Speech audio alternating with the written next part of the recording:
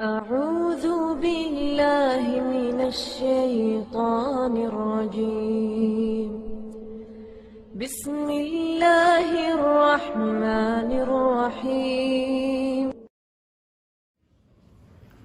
إن الحمد لله نحمده ونستعينه ونستغفره ونعوذ بالله من شرور أنفسنا ومن سيئات أعمالنا. من يهده الله فلا مضل له ومن يضلل فلا هادي له. وأشهد أن لا إله إلا الله وحده لا شريك له وأشهد أن محمدا عبده ورسوله. أما بعد فإن خير الحديث كتاب الله وخير الهدي هدي محمد صلى الله عليه وسلم وشر الأمور محدثاتها وكل محدثة بدعة وكل بدعة ضلالة وكل ضلالة في النار. رب اشرح لي صدري ويسر لي أمري واحلل عقدة من لساني يفقهوا قولي. رب أعوذ بك من همزات الشياطين وأعوذ بك رب أن يحضرون. أعوذ بالله السميع العليم من الشيطان الرجيم. هو الذي بعث في الأميين رسولا منهم يتلو عليهم آياته ويزكيهم ويعلمهم الكتاب والحكمة وإن كانوا من قبل لفي ضلال مبين.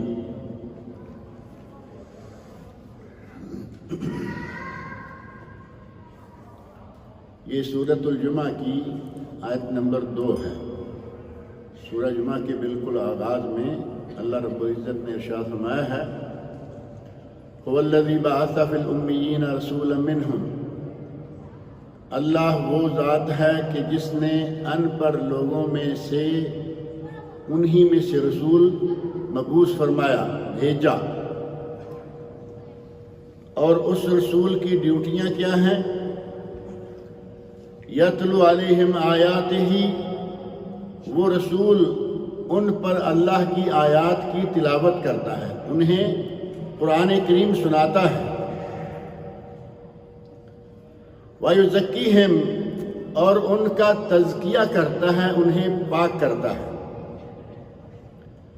وَيُعَلِّمُهُمُ الْكِتَابَ وَالْحِكْمَةَ، اور انہیں کتاب و حکمت کی تعلیم دیتا ہے.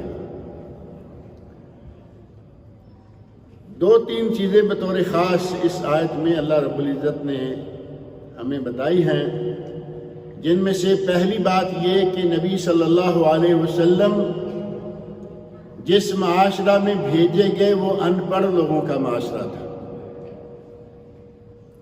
امیین، امی کا معنی ان پڑھ، جو پڑھا لکھا نہ ہو. اور فرمایا منہم رسولا منہم، ان پڑھے لکھے لوگ، ان پڑھ لوگوں میں سے ہی اللہ نے ان کی طرف رسول بھیجا. اور رسول کی ذمہ داریاں کیا ہیں؟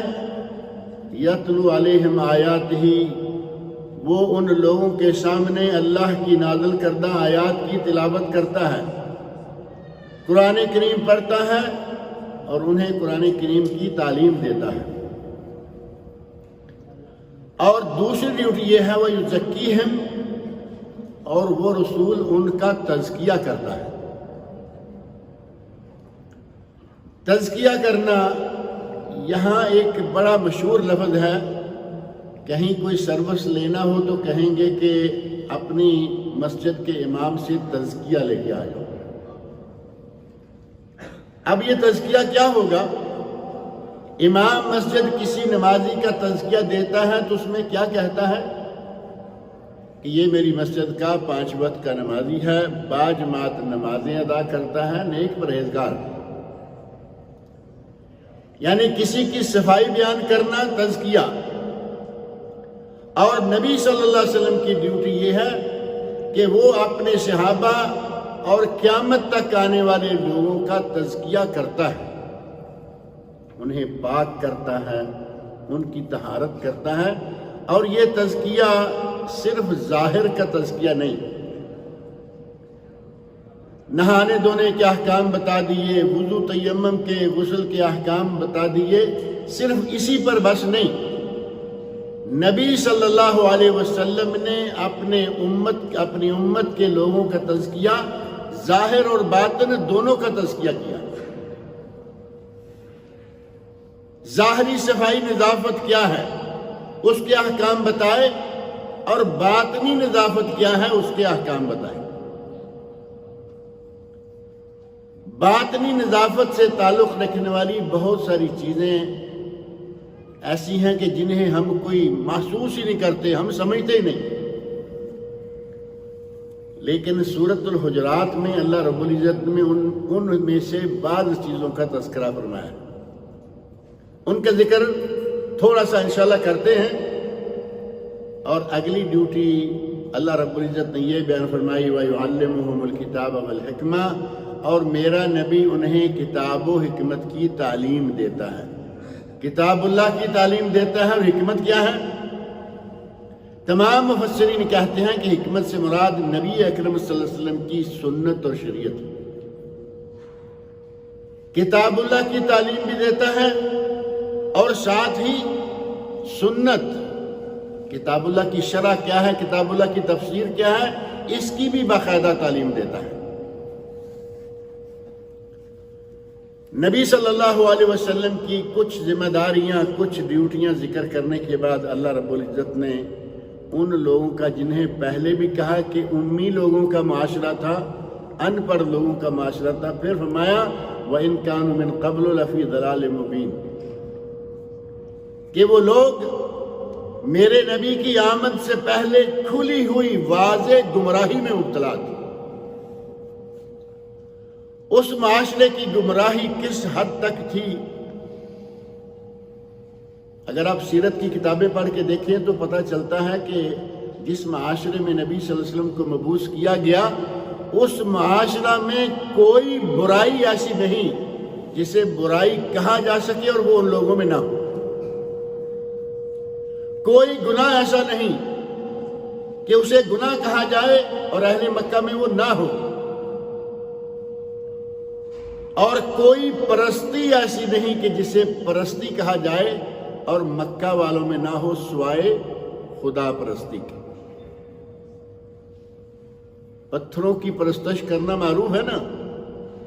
صحابہ اکرام اپنے واقعات بیان کرتے ہیں، کہتے ہیں کہ ہمارا یہ حال تھا کہ ایک خوبصورت سا پتھر نظر آیا، اسے اٹھا لیا،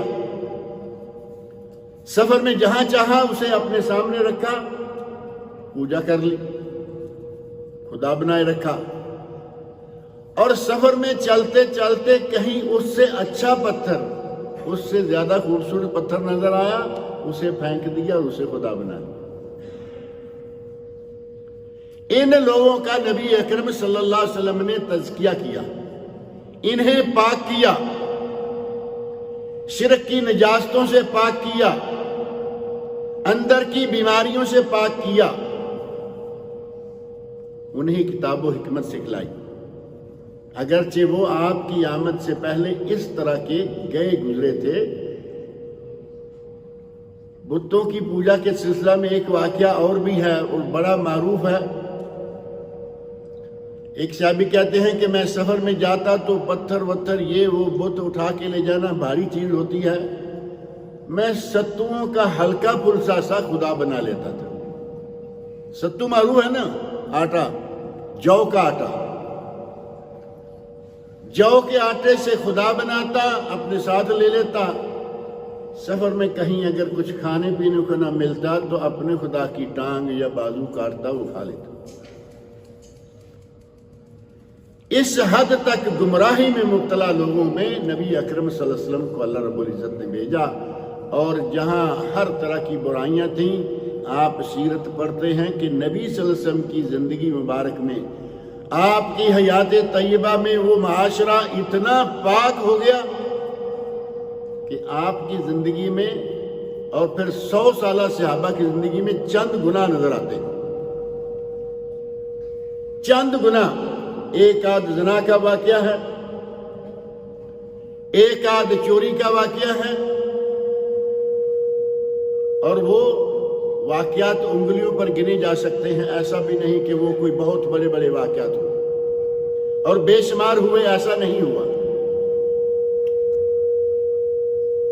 اللہ رب العزت نے نبی اکرم صلی اللہ علیہ وسلم کے ذمے جو ڈیوٹی لگائی، جو فرض ذمے لگایا، آپ نے اپنا فرض منصبی انتہائی خوبصورتی سے نبھایا اور ان صحابہ کا تزکیہ کر دیا۔ آج کے دور میں ہم دیکھتے ہیں کہ کفار میں کچھ باتیں اگر آتی ہیں تو بڑی اچھالی جاتی ہیں۔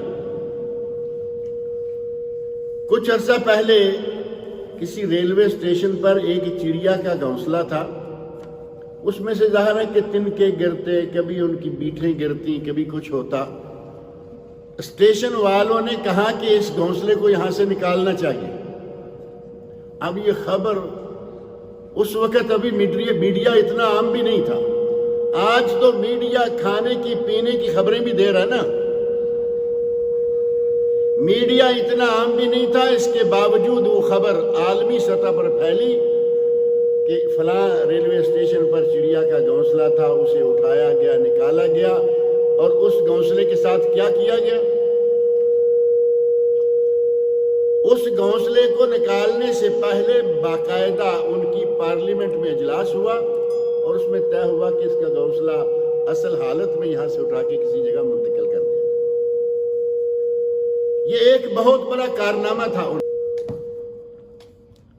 ان کے یہاں، یہ بہت بڑا کارنامہ تھا، اس لیے اس کو اتنا عام کیا گیا، اس کی اتنی شہرت کی گئی، اور مسلمانوں میں یہ چیزیں بالکل عام ہیں۔ انسانوں کے ساتھ حسن سلوک مسلمانوں میں عام ہے، جانوروں کے ساتھ حسن سلوک مسلمانوں میں عام ہے۔ نبی صلی اللہ علیہ وسلم نے تو مسلمانوں کو اس حد تک تعلیم دی ہے کہ اگر تم نے جانور کو ذبح بھی کرنا ہے تو اس کے ساتھ حسن سلوک سے پیش آؤ۔ ایک جانور کو ذبح ہی کرنا ہے، اب اس کے ساتھ احسان کیا ہے؟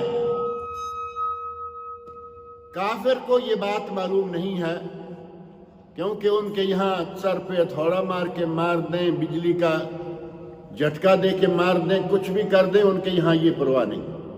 مسلمانوں کو نبی اکرم صلی اللہ علیہ وسلم نے یہ تعلیم دی، ان ذبحتم فاحسنوا الذبح، اگر جانور کو ذبح بھی کرنا ہے تو حسن سلوک کے ساتھ پیش آؤ۔ آپ نے فرمایا وَلْيُحِدَّ أَحَدَكُمْ شَفَرَتَهُ، تمہیں چاہیے کہ اپنی چھری کو تیز کر لے۔ وَلْيُرِحْ ذَبِيحَتَهُ، اپنے ذبیحے کو راحت پہنچائے، آرام پہنچائے۔ چھری کو تیز کرنے سے ذبیحے کو راحت ہوگی یا نہیں؟ گلا تو کٹ جائے گا لیکن پلک جب نہیں کٹ جائے گا۔ اور چھری لے لیں وہ جو کہتے ہیں کہ موم کا ناک بھی نہ کاٹ سکتی ہو، وہ جانور کا گلا کیا کاٹے گی؟ اب اس پہ آدمی بیٹھا زور لگا رہا ہے، ایک مرتبہ پھر تیز کی پتھر پر، دوسری مرتبہ، تیسری مرتبہ۔ نبی صلی اللہ علیہ وسلم نے فرمایا کہ پہلے یہ تیاری کر، جانور کی آنکھوں کے سامنے چھری تیز نہ کرو۔ کس قدر رحمت للعالمین تھے ہمارے نبی صلی اللہ علیہ وسلم، اور یہ تعلیمات مسلمانوں میں اب عام ہیں۔ کفار کے یہاں ان چیزوں کا نام و نشان بھی نہیں، کہیں کوئی اچھا کام کر لے تو میڈیا اٹھا لیتا ہے ان کا، ہمارے فلاں شخص نے یہ کر دیا، وہ کر دیا۔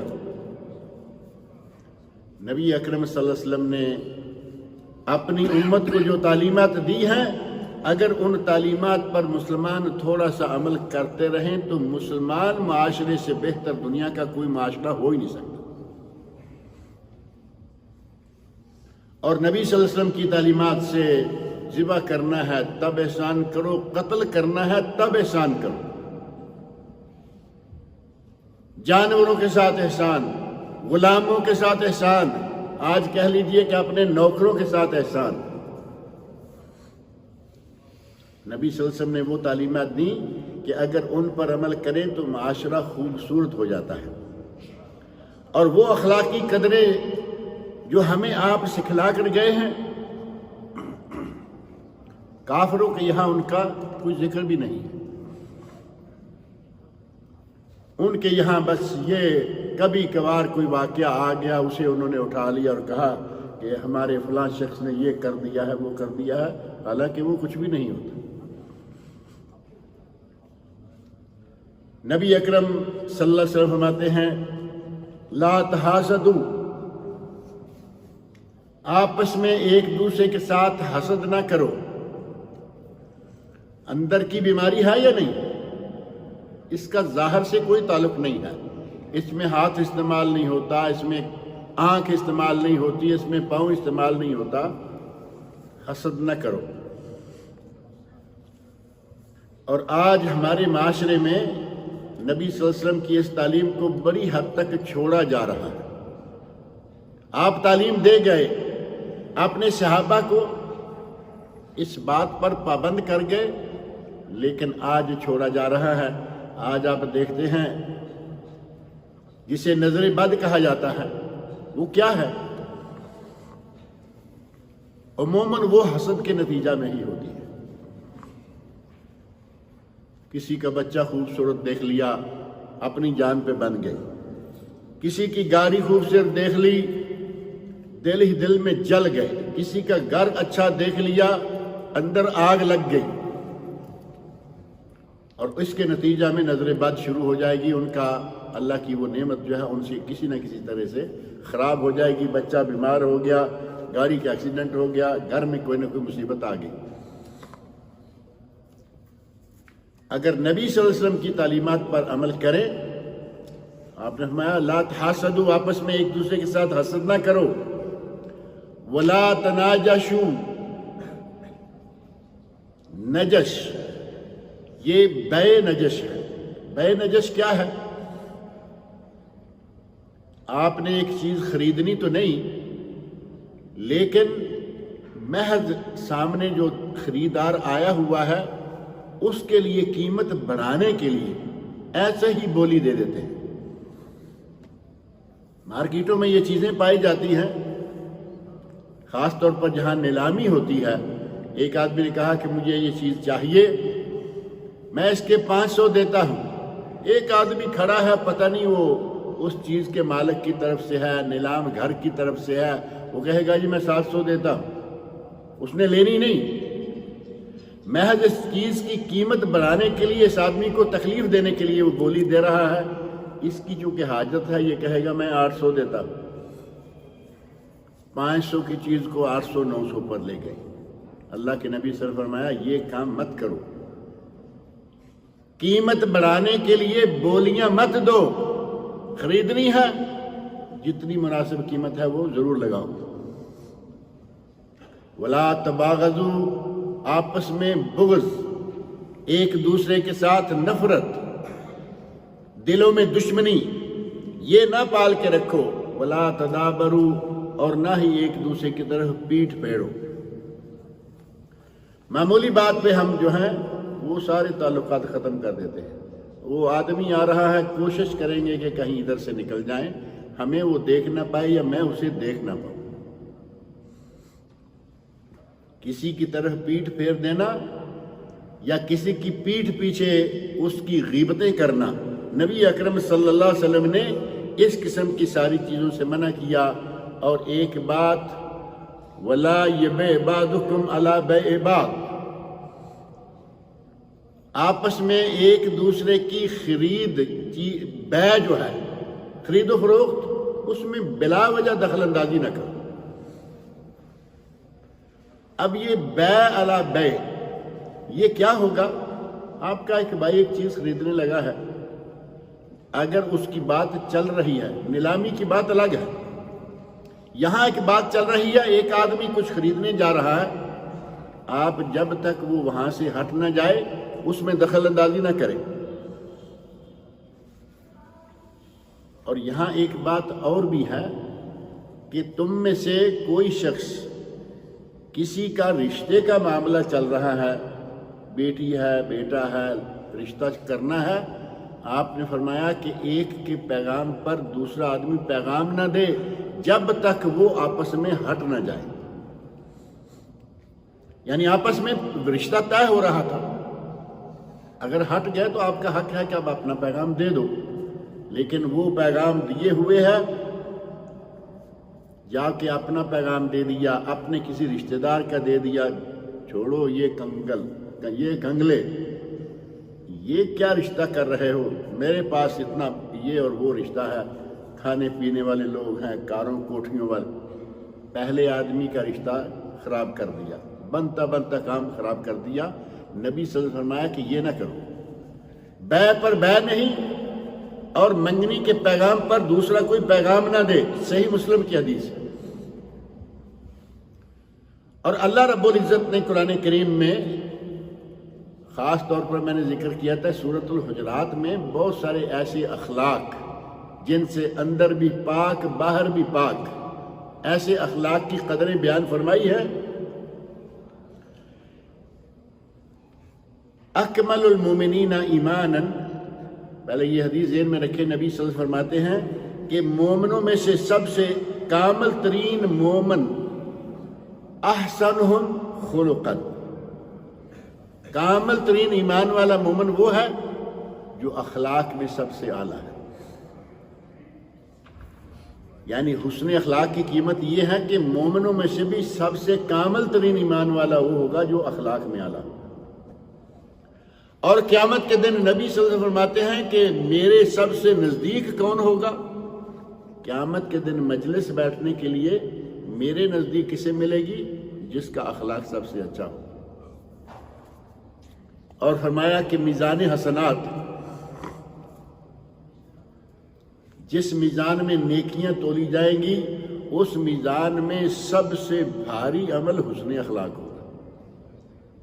یعنی آدمی کا اخلاق صحیح ہو تو اس کے سامنے اللہ رب العزت نے گویا کہ جنت کا راستہ کھول دیا ہے۔ اور وہ اخلاق حسنہ انہی چیزوں سے آئے گا، یتیموں، کمزوروں، محتاجوں کی مدد کرنا۔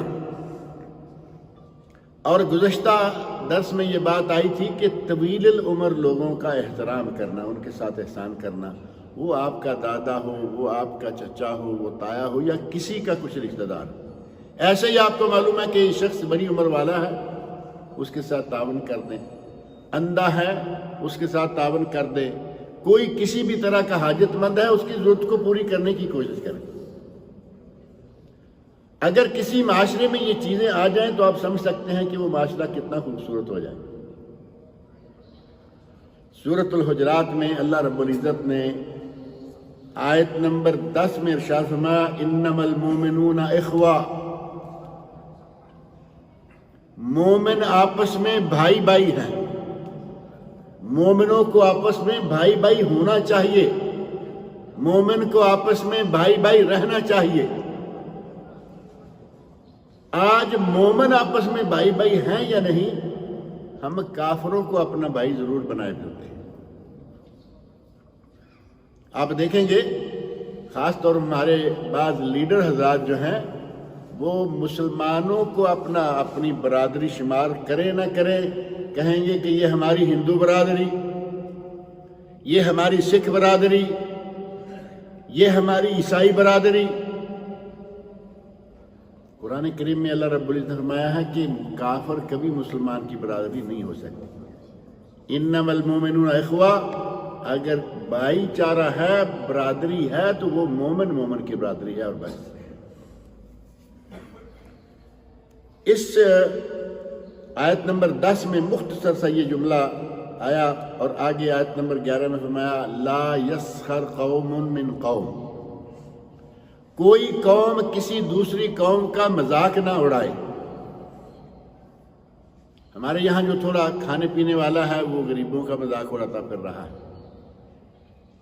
بے دین دینداروں کا مذاق اڑا رہے ہیں مختلف طریقوں سے۔ ایک آدمی سنت کے مطابق کپڑا پہننا شروع کر دے تو سنت کیا ہے؟ مردوں کو چاہیے کہ ان کے ٹخنے ننگے رہیں، ٹخنوں کے نیچے کپڑا نہ جائے۔ اگر کوئی پتلون اس طرح کی پہن لیتا ہے اس کا مذاق اڑائیں گے، شلوار اس طرح کی پہن لیتا ہے اس کا مذاق اڑائیں گے، لو یہ آدھی پنڈلی تک ننگے پاؤں رکھنے والے۔ اور ایک جملہ معروف ہے، کبھی کبھی میں بھی یہاں بتایا کرتا ہوں، ان کا مذاق اڑانے کے لیے ایک جملہ یہ ہے کہ یہ دیکھو قمیض بڑے بھائی کی پہن کے آ گیا ہے، شلوار چھوٹے بھائی کی پہن کے، کیونکہ اس نے سنت کے مطابق ٹخنے سے اوپر رکھی ہوئی ہے۔ کہیں گے یہ چھوٹے بھائی کی تلوار یا پجامہ پہن کے آ گیا۔ اللہ رب العزت فرماتے ہیں لا یسخر قوم من قوم، کوئی قوم کسی دوسری قوم، کوئی فرد کسی دوسرے فرد، کوئی جماعت کسی دوسری جماعت کا مذاق نہ اڑائے، اور خاص طور پر دینی معاملات میں۔ جسمانی معاملات میں بھی مذاق ہوتا ہے اور آگے اس کا ذکر آ رہا ہے، لیکن دینی معاملات میں کوئی داڑھی رکھ لے تو اس کا مذاق اڑایا جاتا ہے۔ 100 چوہے کھا کے بلی اب حج کو چلی، اسے جب اللہ نے توفیق دی اس نے داڑھی رکھ لی، جب اللہ نے توفیق دی نماز پڑھنا شروع کر دیا، اس میں مذاق اڑانے والی کون سی بات؟ نمازی کا مذاق، داڑھی والے کا مذاق، کپڑا صحیح پہننے والے کا مذاق، اور اللہ رب العزت نے خاص طور پر پہلے یہ فرمایا کہ کوئی قوم کسی قوم کا مذاق نہ اڑائے، اور آگے خاص طور پر فرمایا وَلَا نِسَاءٌ مِّن نِسَاء، عورتیں عورتوں کا مذاق نہ اڑائیں۔ قوم میں عورتیں آتی ہیں یا نہیں؟ قوم میں عورتیں بھی آتی ہیں، لیکن بعد میں اللہ رب العزت نے عورتوں کا بطور خاص ذکر کر دیا، کیونکہ ان میں یہ دوسری عورتوں کا مذاق اڑانے کی کچھ زیادہ ہی عادت یا شوق ہوتا ہے۔ ان کے یہاں بھی کپڑے کے سلسلے میں مذاق، میک اپ کے سلسلے میں مذاق، موجودہ فیشنوں کے سلسلے میں مذاق، یہ پرانے زمانے کے لوگ ہیں۔ یعنی جو آدمی کپڑے کم پہننا شروع نہ کرے، ان کے ساتھ نہ چلے، وہ پرانے زمانے کا آدمی۔ اللہ رب العزت ہماری خواتین کو اس پرانے زمانے میں لے آئے جہاں صرف جنت ہے۔ پرانے زمانے کی خواتین صحابیات جن میں کوئی فیشن نہیں، کوئی ایسی چیز نہیں ہے، اگر اس طرف جانا چاہیں تو ان لوگوں کا مذاق اڑایا جاتا ہے۔ اللہ رب العزت نے فرمایا کہ عورتیں عورتوں کا مذاق نہ اڑائیں، اور آگے فرمایا وَلَا تَنَابَزُوا بِالْأَلْقَابِ، ایک دوسرے کو برے برے نام نہ دو، برے برے لقبوں سے نہ پکارو۔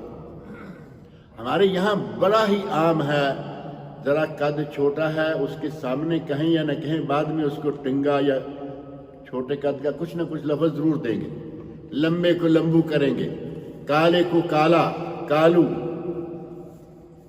اللہ رب العزت فرمایا وَلَا تَنَابَزُوا بِالْأَلْقَابِ، لوگوں کو برے برے لقبوں سے مت پکارو۔ کوئی لمبا ہے تو اس میں اس کا کوئی قصور ہے، چھوٹا ہے تو اس کا کوئی قصور ہے۔ اگر کوئی اس طرح کا مذاق اڑاتا ہے تو یہ اللہ رب العزت کی شان میں گستاخی والی بات ہے کہ اللہ نے اس کو کیسا بنا دیا ہے۔ اور پھر تنابز بالالقاب میں وہ چیزیں ہیں کہ سامنے نہیں کہیں گے، پیچھے کہیں گے، جس کے بارے میں نبی اکرم صلی اللہ علیہ وسلم نے فرمایا تھا کہ کیا تم جانتے ہو غیبت کیا ہے؟ تو صحابہ کرام کہتے ہیں یا رسول اللہ، کسی کو اس کی پیٹھ پیچھے کچھ کہنا، اور ساتھ ہی کہا کہ اگر وہ بات جو کہی جا رہی ہے اس کے اندر موجود ہے، یعنی واقعی وہ کالے رنگ کا ہے، اس کو کالا کہیں، ایک آنکھ والا ہے اسے کانا کہیں، اگر واقعی عیب موجود ہے تو آپ نے فرمایا کہ اگر اس میں یہ عیب ہے اور تم یہ کہہ رہے ہو تو یہ ہے غیبت، اور اگر وہ عیب اس میں ہے ہی نہیں پھر کہتے ہو تو پھر یہ غیبت نہیں، فقد بہتہ، پھر تو تم نے اس پر بہتان لگا دیا۔ اور بہتان کے بارے میں شریعت میں باقاعدہ حد ہے، 80 کوڑے، اور عمر بھر کے لیے اس کی گواہی قبول نہیں کی جائے۔ اللہ رب العزت نے ہمیں جو اخلاق سکھلائے ہیں، نبی اکرم صلی اللہ علیہ وسلم نے ہمیں جو اخلاق سکھلائے ہیں، اگر ان پہ ہم تھوڑا بہت بھی چلیں تو ہمارے معاشرے سے یہ نفرتیں، یہ ایک دوسرے کے خلاف بغض اور عداوتیں، یہ ساری چیزیں کم ہو جائیں۔ آگے فرمایا یا ایھا الذین آمنوا، یا ایھا الذین آمنوا اجتنبوا کثیرا من الظن ان بعض الظن اثم، اے لوگوں آپس میں ایک دوسرے کے خلاف بکثرت بد زنی سے کام نہ لو، کیونکہ ان بعض الظن اسم، کچھ بدظنیاں گناہ ہیں. ایسے کسی کے بارے میں گمان کر لیا جبکہ وہ بات اس میں نہ ہوگی تو گناہ ہوگا یا نہیں ہوگا؟ فرمایا کہ یہ گناہ ہے. وَلَا تَجَسَّسُوا، ایک دوسرے کی بلا وجہ جاسوسی نہ کرتے پھرو. یہ عادت ہمارے اندر ہے یا نہیں؟ کوٹ کوٹ کے بری ہوئی ہے، یہ کیا کرتا ہے، یہ کیا کھاتا ہے یا کیا پیتا ہے، کہاں جاتا ہے، کہاں سے آتا ہے. بلا وجہ قسم کی جاسوسیاں، رشتہ داروں کی جاسوسیاں، دوست احباب کی جاسوسیاں، اور جس کے ساتھ کوئی تعلق ہی نہیں ہے اس کی جاسوسی کر کے بھی کیا کریں گے. عموماً اپنے لوگوں کے ساتھ یہ خاص سلوک کیا جاتا ہے جس کو اللہ رب العزت نے سختی سے منع فرمایا. اور آگے فرمایا وَلَا يَغْتَبْ بَعْضُكُمْ بَعْضًا، تم میں سے آپس میں کوئی ایک دوسرے کی غیبت نہ کرے. اور آگے غیبت کے بارے میں فرمایا کہ غیبت کتنا بڑا گناہ ہے، اس کا اندازہ اس سے کر لو. أَيُحِبُّ أَحَدُكُمْ أَن يَأْكُلَ لَحْمَ أَخِيهِ مَيْتًا فَكَرِهْتُمُوهُ، اگر تم میں سے کسی کو کہا جائے کہ اپنے مردہ بھائی کا گوشت کھاؤ تو کوئی کھائے گا؟ فَكَرِهْتُمُوهُ، تم نفرت کرو گے، اس سے کراہت کرو گے. فرمایا کہ اپنے مسلمان بھائی کی یا دوسرے کی غیبت کرنا بالکل اتنا ہی گندا برا گناہ ہے کہ جیسے اپنے مردہ بھائی کا گوشت کھانا ہے. عام ہمارے یہاں گوشت کھانا گناہ بے لذت گناہ بھی ہے. مردہ گوشت، مردہ بھائی کا گوشت زندہ کا ہو یا مردہ ہو، اس سے زیادہ نفرت والی چیز کیا ہوگی؟ لیکن غیبت کا سلسلہ ہمارے یہاں جو ہے یہ بہت کھلا ہے اور عام ہے. آگے اللہ رب العزت فرماتے ہیں یا ایھا الناس، اے لوگوں. پہلے اہل ایمان سے خطاب کیا، اب مطلقاً خطاب فرمایا یا ایھا الناس انا خلقناکم من ذکر و انثی، ہم نے تم سب کو ایک مرد اور ایک عورت سے پیدا کیا ہے. آدم علیہ السلام سے حوا، اور اب آدم حوا علیہ السلام سے یہ پوری انسانی دنیا اور بشریت. اور فرمایا وَجَعَلْنَاكُمْ شُعُوبًا وَقَبَائِلَ، پھر ہم نے تمہارے قبیلے اور خاندان بنائے. کیوں؟ لِتَعَارَفُوا، تاکہ تم ایک دوسرے کے ساتھ جان پہچان رکھ سکو. جیسے یہاں ہے نا، اگر یہ مطلقاً کہیں کہ یہ سعودی ہے تو یہ تو کوئی کسی کی جان پہچان نہیں ہوگی نا.